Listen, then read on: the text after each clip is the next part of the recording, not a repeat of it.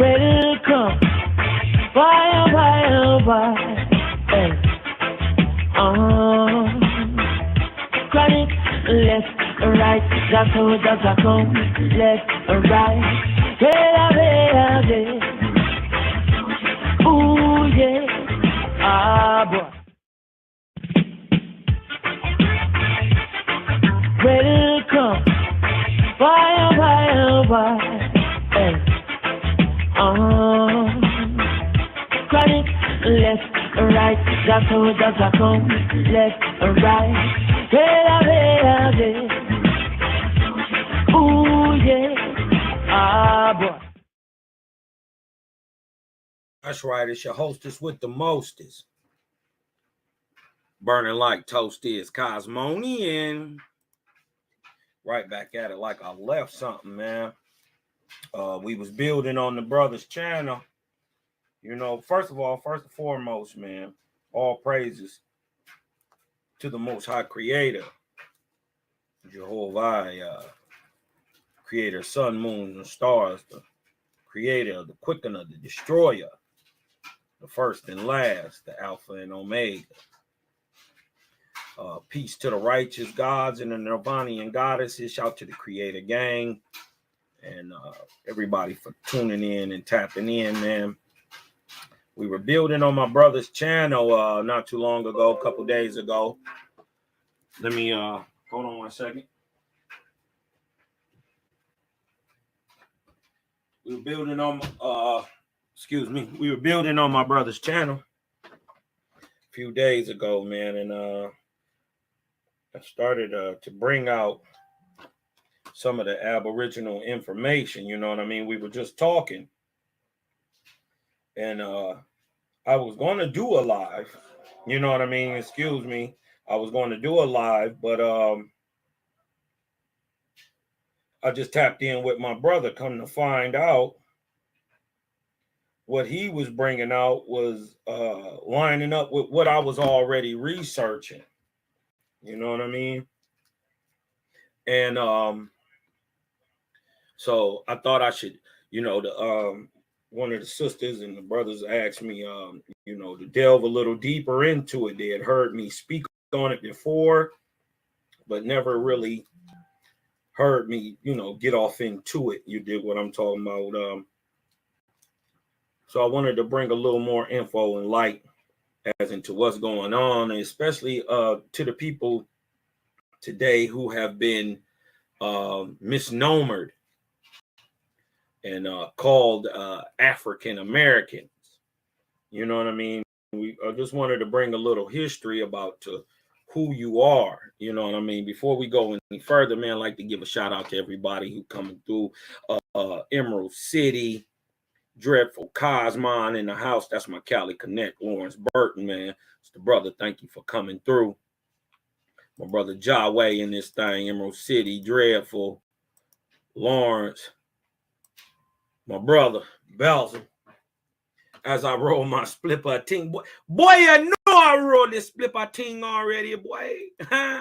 You know, Cosmon rolled that splipper, a big fat splipper ting, boy, of that, or some of that. Ooh-wee, boy, I'm blowing on. That's what you call za. What's the name of this one? Shit's too chronic. Shit's too chronic, man. Elizabeth Weaver, Elijah 7, Sela Shalom in the house, man. Thank y'all for coming on through, man. It's your boy Cosmonian. Dig what I'm talking about. Now, you know what I come to do, balance all balances and check all checks, because you know what happens next when you see that butterfly vortex, man. Let's get this thing spinning, man. Get to cooking with the vortex. You dig what I'm talking about? I just want to bring this out a little bit. Let me see if I can blow this up full screen. Just want to bring out a little video, catch your attention real quick. Let's go.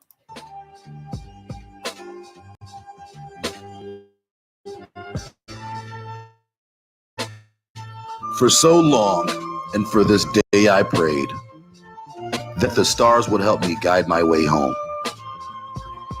lost in the land of our ancestors who knew it was the dirt beneath our feet. That's not where they tried to tell us.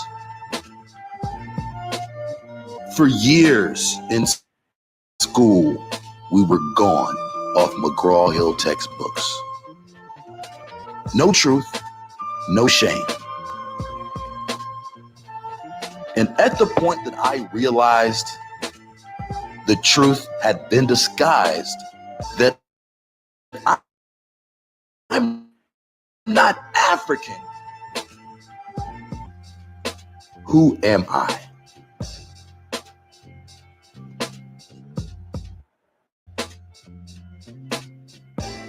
For generations, my people stayed gone off idols made of stick and stone, the rape babies of Rome, the divided slaves of Egypt, subservient to the united fake Jews and the wild Gentiles from the cave, a confused jigaboo slave from Timbuktu to New Babylon. For centuries, the truth stayed hidden. History got rewritten on scrolls in vermilion and manipulated Mississippians from Corinthians to Philippians.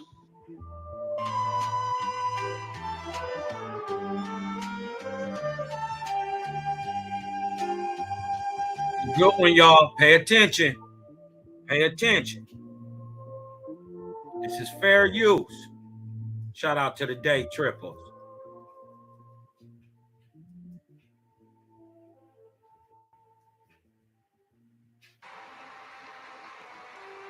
People have been waiting a lifetime for something like this. Now, this is just a tiny bit of information now. But they take it as huge. Right, because it's cracking open the door that was closed for centuries. There's a place in Africa you could say that I'm from, a tribe. I am thrilled. It puts a name, a place, a location, a people. It opens up such possibilities. But the problem is, Sierra Leone wasn't the only answer Vi got. A company called Relative Genetics found a match to a single person in the Wobi tribe in the Ivory Coast. Different? Now, I got all excited about that, and this is different.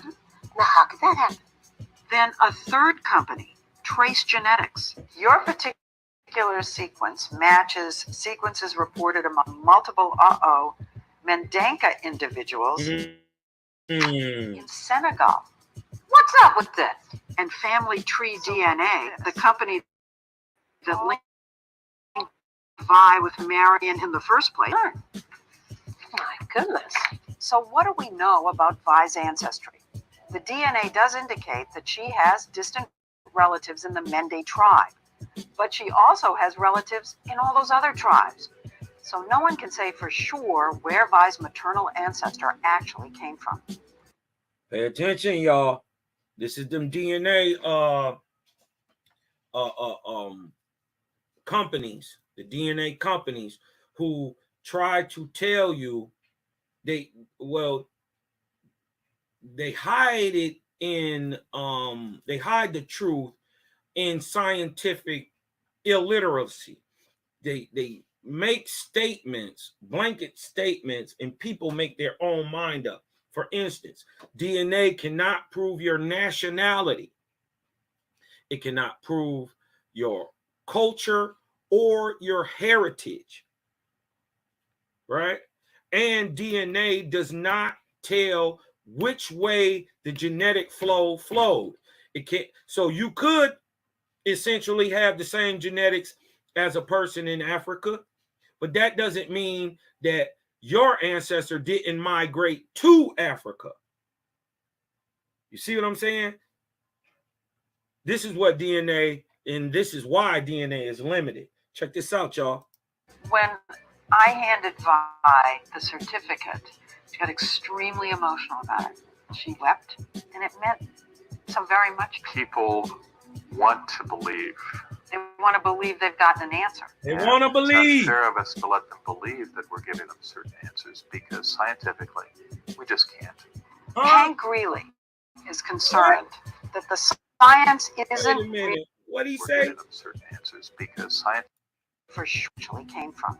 When I handed Vi the certificate, Listen to what he got said. extremely emotional about it. She wept, and it meant so very much. People want to believe, They want to believe they've gotten an answer. and it's not fair of us to let them believe that we're giving them certain answers because scientifically, we just can't. Hank Greeley is concerned that the science isn't really there yet for you to be giving them the name of a tribe. I think for most companies, I would be concerned too.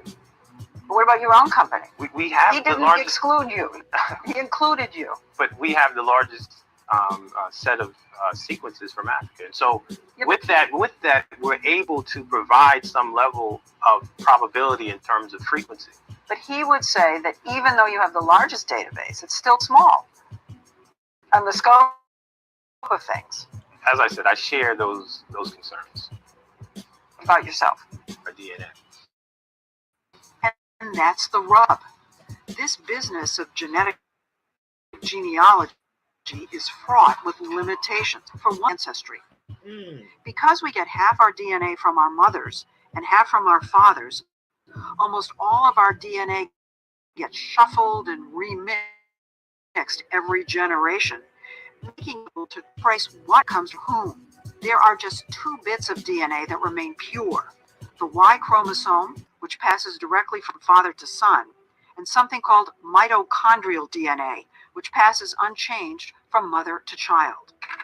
Hank Greeley, a law professor at Stanford University, has studied this new field.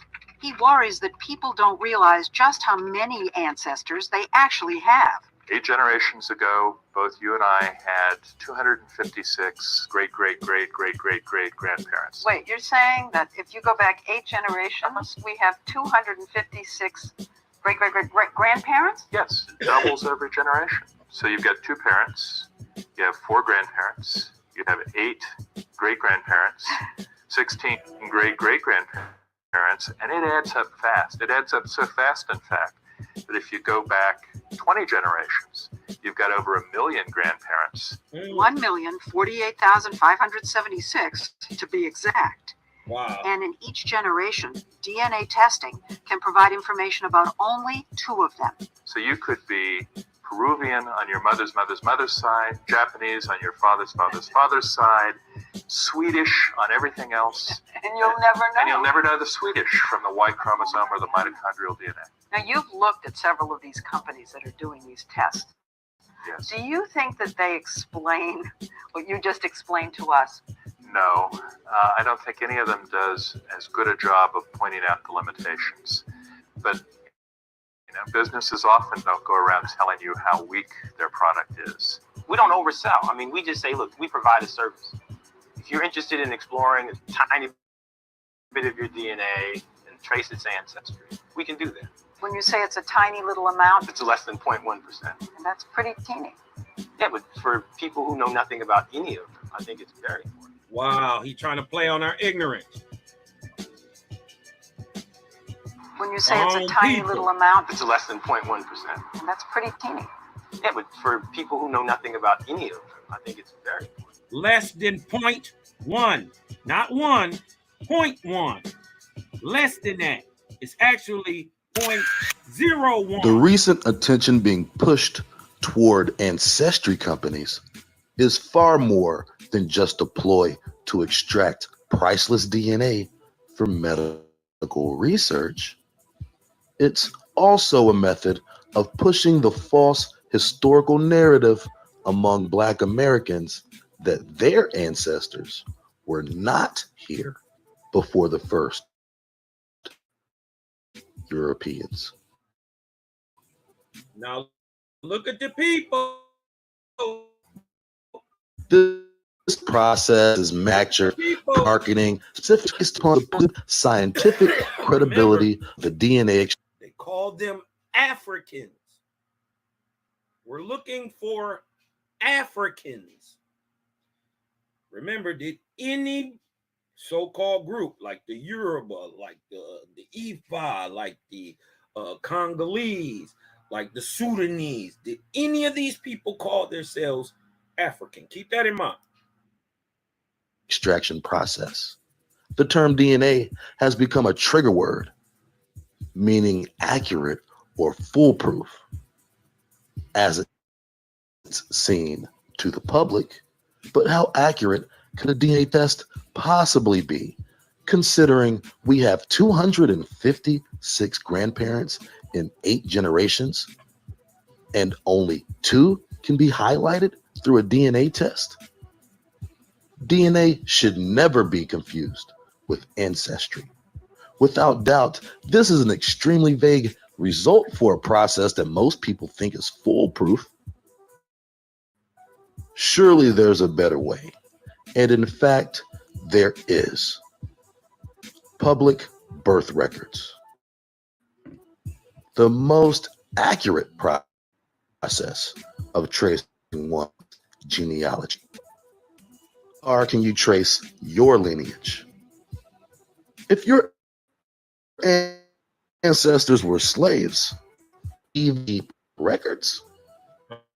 Huh? Of course they did. Hold on. Let me. Did you read those results? 20% your Let's go back. He asked a great question. If you are from slave lineage, right? Did they keep records? Well, maybe not your ancestors, but the people who quote unquote owned them did, because remember, this is business, and slaves were taxed, right? And looked at as if property, or AKA chattel, hence chattel slavery. So would they have been documented? Yes, they would have. So if your ancestor came off a boat by genealogical study, you will be able to show not only what country they came from, but who sold them, who bought them, what year they came over here, where they were sold, and to who they were sold to. You will be able to tell if any of your relatives got off a boat, right, and were enslaved. You will find that readily if you do a genealogical study on your family. That means going back to look at birth certificates, death records, land records, census, Army, Navy records. You dig what I'm talking about? War records, court records, actual records to prove these people existed and how they tie into your life. DNA doesn't do that. It can't. Other than your parents directly, and then their DNA compared to their grandparents, your DNA compared to their parents, your grandparents, you can directly tie a line like that. But you got to test each person. We ain't seen NAM DNA company around here digging up thousands and millions of graves trying to get this genetics. How many of y'all have even ever took part in a DNA genetic study? I never have, but I know where they got my DNA from. How did they get yours? I know where they got mine from. They locked me up. Yup. They make you get a blood or you can't get out. Y'all didn't know that, did you? Let's get back to it. It's a great question. Oh, let's back it up just a little bit. Did they keep records? If your ancestors were slaves, did they even keep records? Of course they did.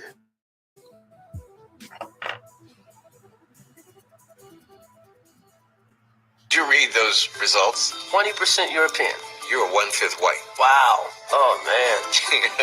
I'm horrible in sports, so maybe this explains that. My jump shot is horrible. 19% European. Are you surprised to know that you have that much European ancestry? As dark complete as I am. Third. Well, that's surprising. Surprising. Surprising. You are 33% European. I'm 50-50. To my horror, the chairman of African American Studies at Harvard at the time was half a white man. We got to stop this right here because we need to clean this shit up. When they saying European, you see how they playing into people's ignorance? They say European like that just means you got pale skin. That ain't what that mean. The Aboriginal European, and there is an Aboriginal European, is a black man also. He melanated heavily. Go look up Cheddar Man. It hit different when you do your homework on Cheddar Man. And you find out 10,000 BC or so, 8,000 BC, the Aboriginal European looked like me. He just had blue eyes. It hit different, but they're making a claim like, oh, you got European ancestry. Like that mean that's white. Let me show you what that's called real quick. That's called racial scientific racism. You dig what I'm talking about? That's called scientific racism. Let me get over here. Let me find something real quick.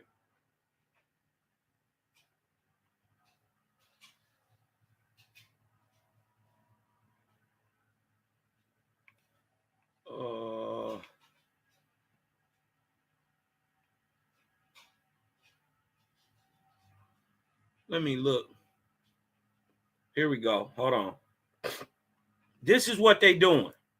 Here we go, y'all. This is exactly what they doing right here. When they say, oh, you got European in you. So that mean I'm white? How? No, I got this brown skin because my ancestors had brown skin.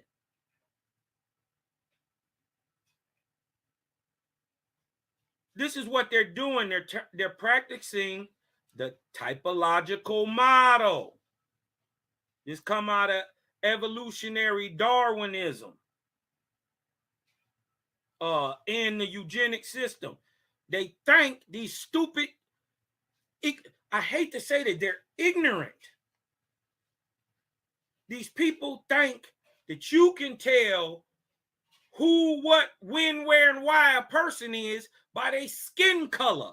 This is why they keep telling you that the Aboriginal of America and the African is the same, because they're practicing lookership that was brought about through scientific racism, through the typological model. They give us this through evolution and Darwinism. Look, it is a system. Hold on, let me show y'all. Hold on. Let me blow this up some more.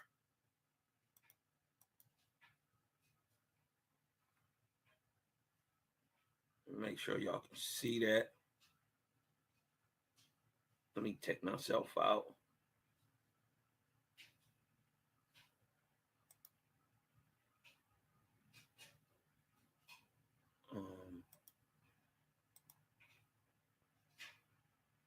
Boom. They're practicing the typological model. It is a system for classifying people based on the false assumption. Look at that. Look at this. Based on the what? The false assumption that humans can be unambiguously placed into races. We got to get past this shit. You think you can put people in the races and classes by skin color. This is how The Aboriginal American becomes African. Huh? Because they put you in a model that does not benefit you. What was Darwin's whole point? That his people, the pale-skinned Europeans, were the top of the evolutionary chain when it comes to Homo sapiens. They were saying that the new nigga, and they understand they knew, the new guy is the peak because he would have been through less of the evolutionary process and since came later, but since it's more perfected.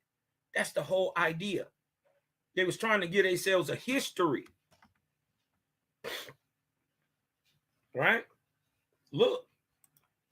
It is the false assumption that humans can be unambiguously placed into races on the basis of selected traits such as skin color or hair form and body shape. Advocates of this approach incorrectly, it's already been debunked, is scientific racism. Advocates of this approach incorrectly believe. Look at that word. What is this? This is subjective. It's unprovable. It's opinion. Huh? It's belief. They believe that there are more or less distinct populations of people from different geographic regions. Not true. We see the most variation in Africa.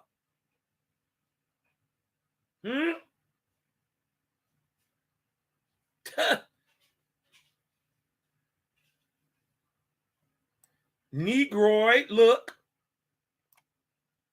Mongoloid, and Caucasoid are examples of this typological grouping. So, in fact, there are no Caucasoids.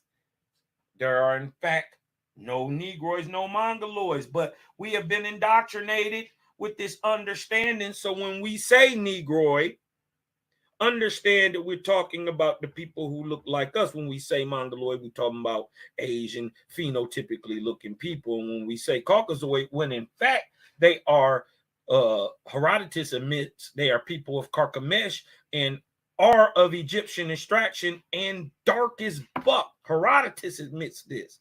The Caucasoids are Negroidal too. So you see how it don't actually fit what's going on. And to prove that the Caucasoids are Negroidal, the King Menelik II of Egypt clearly states he is a Caucasian man. And then to double down on that, Haile Selassie also doubles down on what Menelik II says, that he is also of Caucasian extraction also. But when you understand, like Herodotus admits, that the Caucasians are of Egyptian stock, then it makes sense why the Egyptian kings are saying they're Caucasoid. Don't get caught up in the colorism. We don't do that over here. This ain't no racist religion. Our God is not telling nobody to hate nobody. You dig what I'm saying? Give me a second, y'all.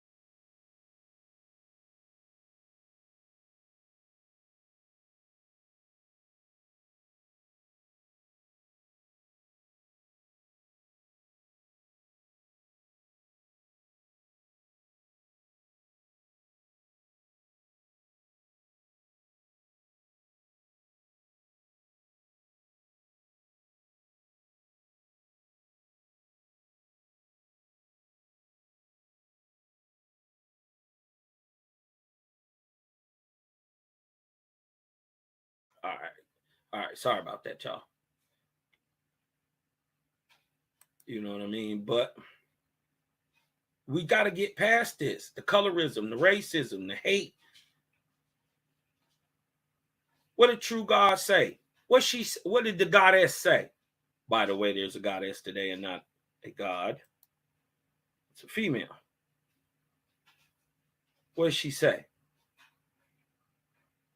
She said, I'm not coming here to tell the people what to do. I come to breed a new race of men who will fulfill the ancient laws, rights, and ceremonies. We get it, right? You've been praying for the creators or the Lord's heaven to be here on earth. Well, true God today, or goddess today, Jehovih, shout out to Jehovih Antithotis, the Antithotis. You know what I mean? She says, I'm coming to breed a new race. And this is one of the reasons you've been seeing all the sorcerer, witch, mutant, type vibe going on in the world, man. Our people are literally, spiritually growing. The proof of that is we are not our fathers. We totally different. And to double down on that, we not our children. They totally different than us. And anybody trying to say they not, boy, you ain't watching. Them kids different. They special, man. These new babies is something different. If you had a baby born after 2014, you better go talk to that nigga. He knows something. You better go talk to your grandbabies. They know something. They different. They are different. Florida Dan. When was the name Jehovah first revealed to man? Okay, we'll get back to that. Okay, but when man began, but first of all, when man could be able to understand that there was something other than himself, the first words he uttered was like a child, like man would in his primitive state. Those are the sounds that the wind making, just so coincidentally, some would say,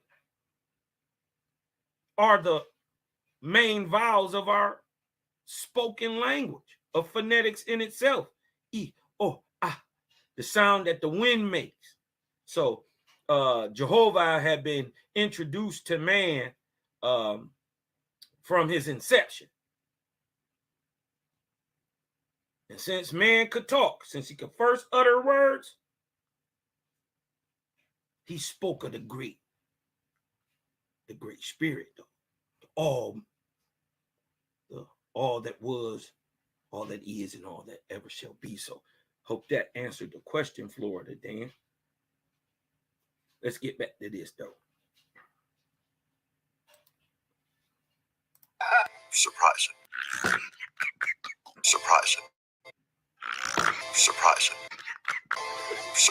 Look, these are real. Here is a prime example of how disgustingly low the world will go to hide who you truly are. The puppets at institution Harvard and make them Dean of the Department of African American Studies. In 100 years, academia will support the idea that blacks are descended from Europeans and Native Americans no longer exist. Damn. But why isn't Native American DNA showing up in test results? Go to Google right now and check out the hundreds upon thousands of complaints from people claiming that they have Native American ancestry. But the results came back, and they were sitting there with the Don Cheadle face. All these Native American grandparents, well, according to Ancestry.com and MyHeritage and 23andMe and a slew of other DNA charlatans, your grandparents lied to you and everybody about who they were and about who you are. According to them, your grandparents are liars. And their DNA test proves that. So what's the real reason Native American ancestry doesn't show up on any DNA tests? Just as with anything else, money, power, control. Fact, American tribes are discouraged from sharing their DNA with any research company, and nearly all tribes have declined participation in such studies. Imagine millions more people claiming indigenous heritage, and think about the amount of money, land, and resources the federal government would have to commit to those people on their behalf. But at its root, the true reason for this DNA propaganda is to push the false historical narrative of all Black Americans being from Africa for the purposes of countering our will to claim what is rightfully ours.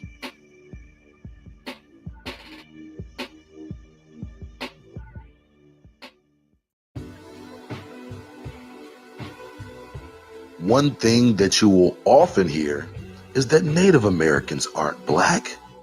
They're red with straight hair. When someone makes a statement like this, inevitably it's just because they've been totally brainwashed with a fraudulent historical perspective. Yes, long before Europeans touched the Americas, the Mongoloid Asian people crossed the Bering Strait through Alaska and started to settle here in the Americas centuries prior. But it wasn't like no one was here.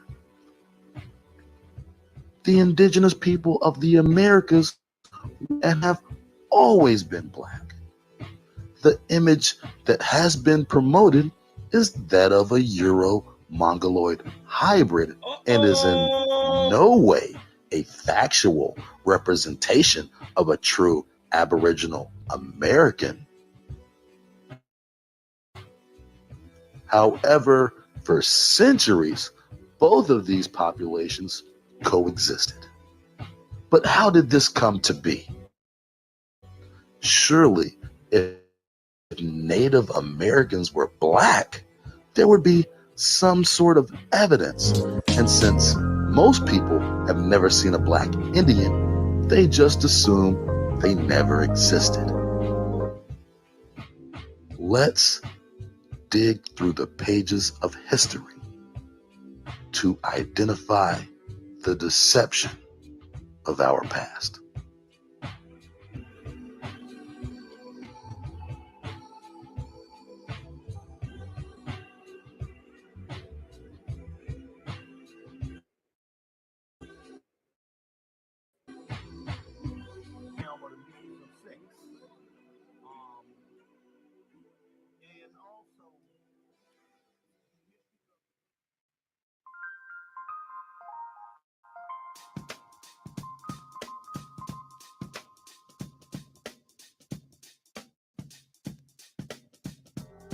Hernando de Soto was one of the first colonial explorers to travel into the interior of the Americas.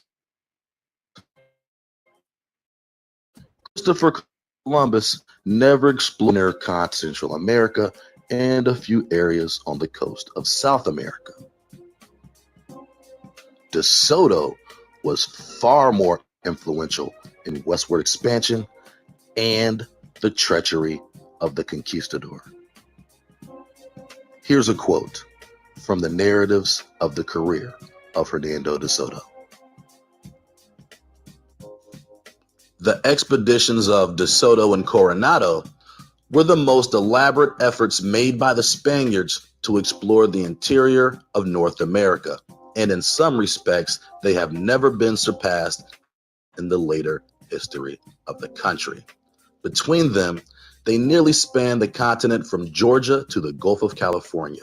Of the two, that of De Soto excited the most interest at the time, and this distinction it still retains.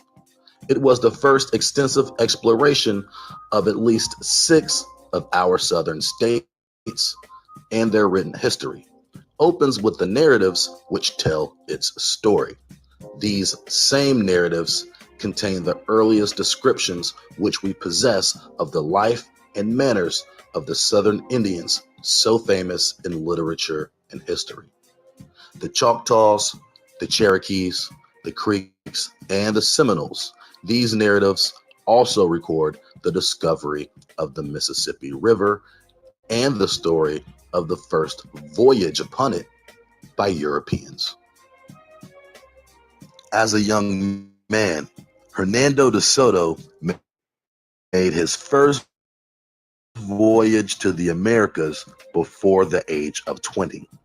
This was seen as quite the accomplishment. On his second trip, he teamed up with a unit of other Spaniards and ransacked Nicaragua. Later on that same voyage, De Soto was an instrumental player in overthrowing the Incan Empire. After executing women, children, chiefs, princes, and kings, the Spanish overthrew Cuzco, the capital of the Incan Empire. Having ransacked Peru for its riches, De Soto returned to Spain to present his spoils to the Spanish crown. He is well received and accepted into the Order of Santiago. De Soto was now officially a member of the Spanish crown under Queen Isabella and the House of Castile, the very same house that Christopher Columbus sailed under just years earlier.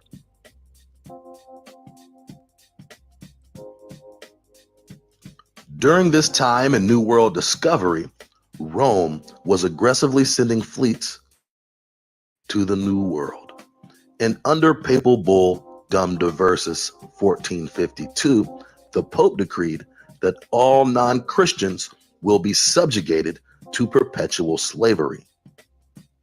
Then in 1493, Pope Alexander, Caesar Borgia's father, signed Inter Caetera, which extended that infinite slavery under God to all lands west and south of the Cape Verde Islands. The Pope also gave exclusive rights to the families of Portugal and Spain, Ferdinand and the House of Aragon, and of course, Queen Isabella and the House of Castile. On his final trip, De Soto was given permission to colonize Spanish Florida and the southeastern United States.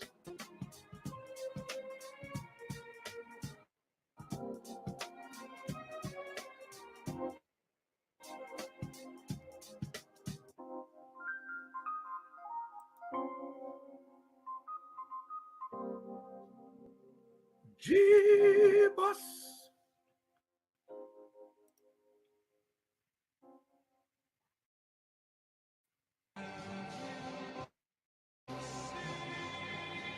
The southeastern part of the country had the highest concentration of indigenous Native Americans. That fact still holds true to this day. As the Spanish arrived, the natives let off smoke signals up and down the coast to warn of the Spanish fleet. When De Soto landed in Florida, he brought with him over 600 men, over 2 horses, and hogs. Unknown fact about the conquistadors: they brought attack dogs, mostly mastiffs, and hounds who were fed a steady diet of human flesh and trained to kill. Most villages were small with less than a dozen homes. DeSoto and his men would roll 300 deep up on these villages. DeSoto would read a statement to these natives as he arrived. You and all your lands now belong to the crown of Spain. Submit and accept Jesus as Lord, and you will be spared. And should you refuse, with the aid of God, will enter your land with force, and we will make war with you in every place and by every means we can and are able. Dear God okayed this. We will put you, your wives, and children into slavery. This is called we will take your property, and we will do you all the harm and evil we can. God okayed it through the doctrine of discovery, and biblical God. That's exactly what they did. DeSoto was well schooled of slaying Indians. Wow.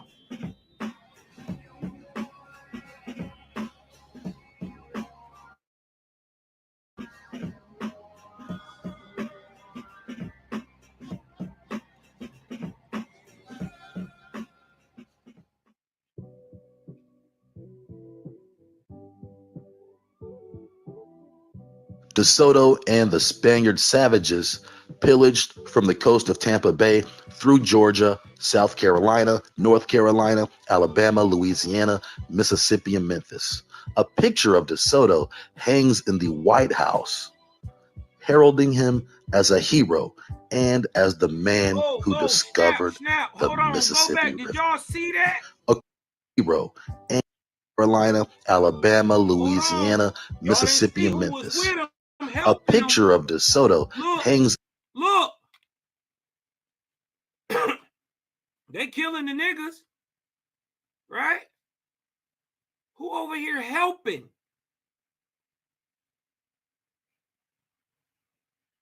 These your mongoloids.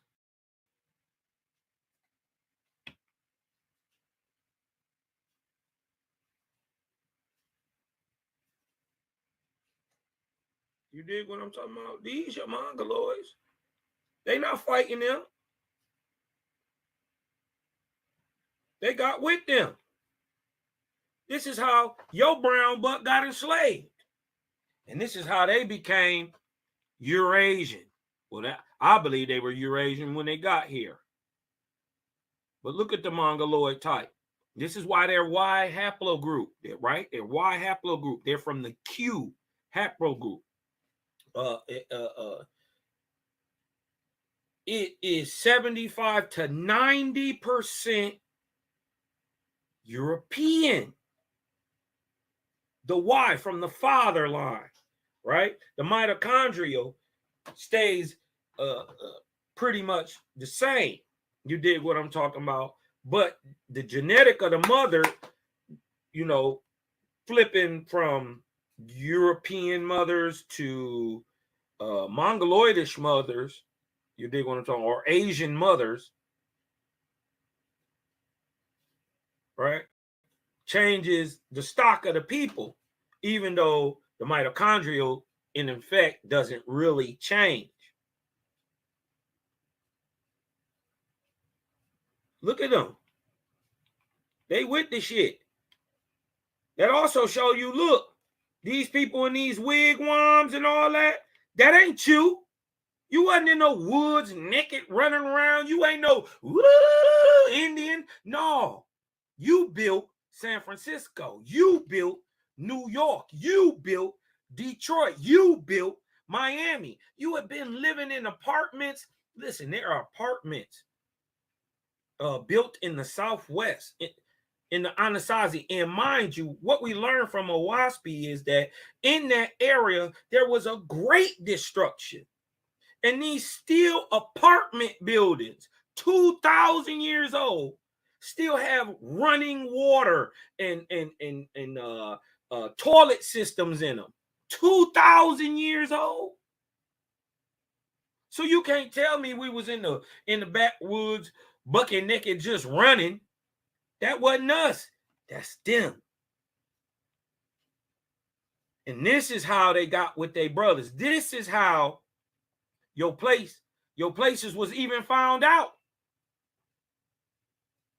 Most of it, you just couldn't hide it. It was skyscrapers and everything. Everything was already built. We had trains and everything. It was already here. I'm talking pneumatic trains that run off air. We'll get into that some more. But Cosmon, you going crazy on them right now. You did what I'm talking about. You got to let it breathe a little bit.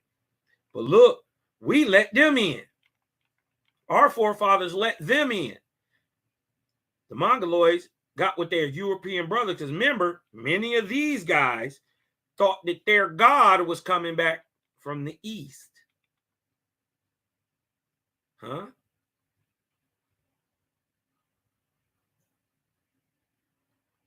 So who was you warring with when these people ain't warring?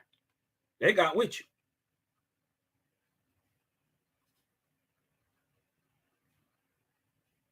This is how these people end up slaving the copper color Americans.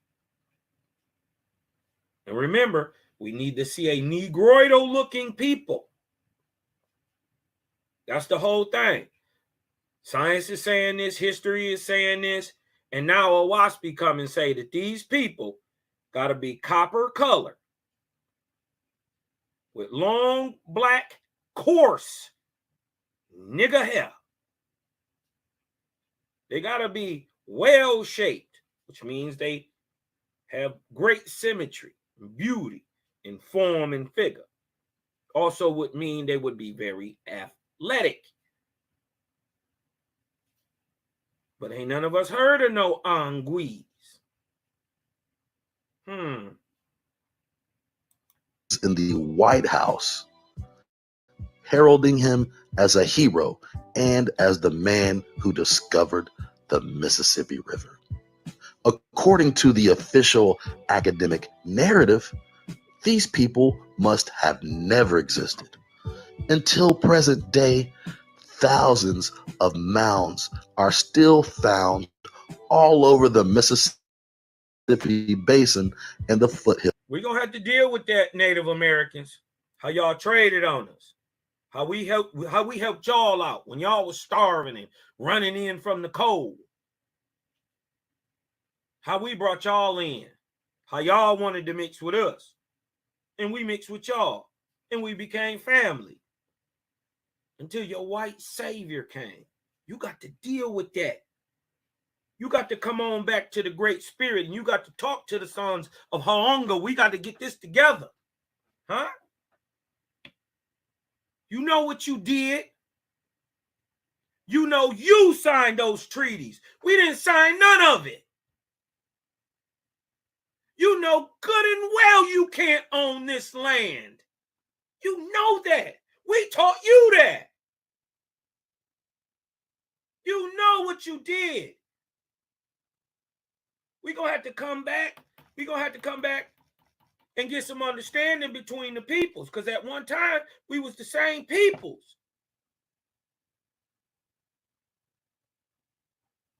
Huh? You know that. You know why the Haudenosaunee, the quote-unquote Iroquois, call themselves Anguis to this day. Because they know their great ancestors look like me. They want to practice lookership until somebody else practices it. And it ain't got nothing to do with them, man. We got to get past this shit. But we got to dig down to the bottom of it and uncover the lie, too. Because what you hiding? Why I got to be after? Because If I got brown skin, I must. There is no possible way, Cosmon, you could be anything else. You have to be a black African nigger slave. Boy, you gotta be that. I have to be. As a matter of fact, well, then I would just ask the question, show me an Aboriginal anywhere that's not brown. Even a European. Show me he brown. Show me one.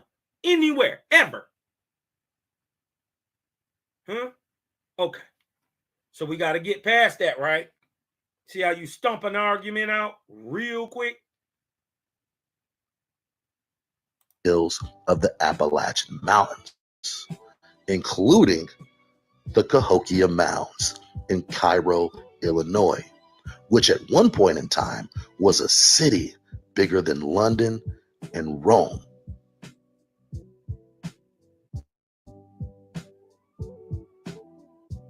Contrary to historical perspective, the Spaniards faced a tremendous adversary in the Indians from the southeast. An earlier Spanish expedition was subdued when the Indians from the southeast captured a ship and beheaded everyone on board, except for one man who would later become De Soto's interpreter. Whenever De Soto approached a new village, he ordered everyone to be killed. And for the people who didn't fight back, they were taken as slaves. And some were forced by the threat of torture and death to take arms against their own people. Wow. Look at that.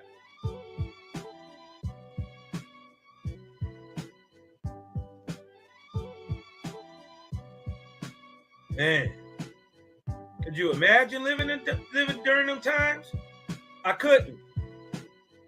I think the creator I was born when I was born. I lived during the Cosmon era.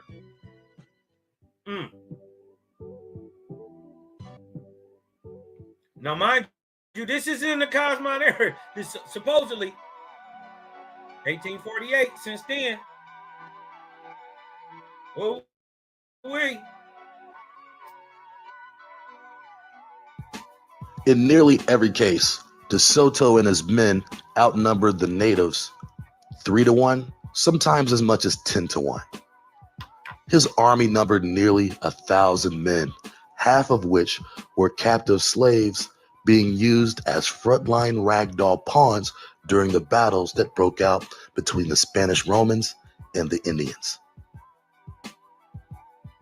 When a battle ensued, it was reported that many Indians from the fighting tribes were as young as 4 years old, and these children would even take their own life in lieu of being captured by a cruel Spaniard.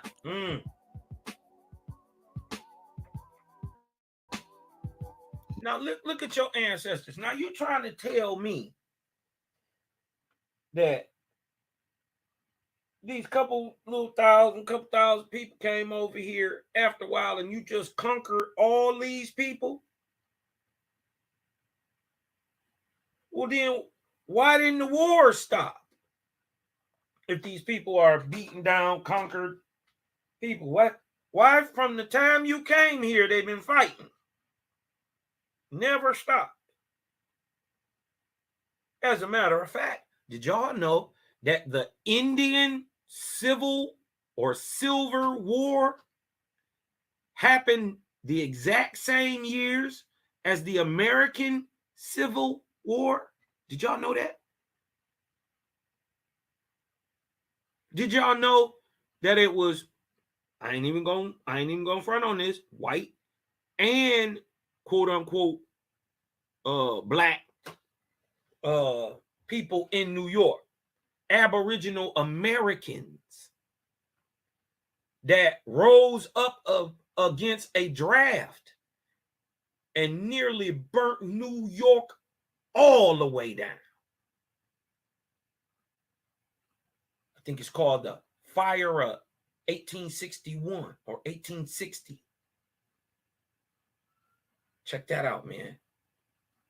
Listen, they burnt that because they was trying to draft them into the war, right?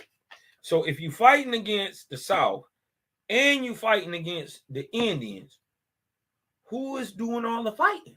Ain't enough of y'all here. The major push for the quote-unquote pale European came in the 1830s. Same time as the Indian Removal Act started. Uh-oh. Mind you, they fighting Seminoles and everything the whole time. They done had Yamasee Wars and Timucua Wars and Prince Philip's War. He is an Indian. Powhatan Wars.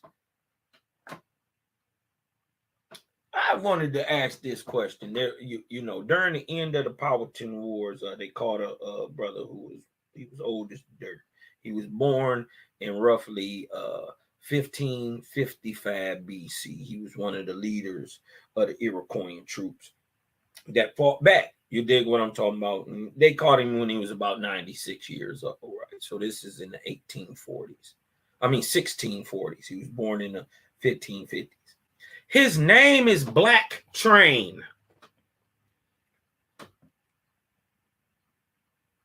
Let me let that sink in. In 1555, he was born and given the name Black Train.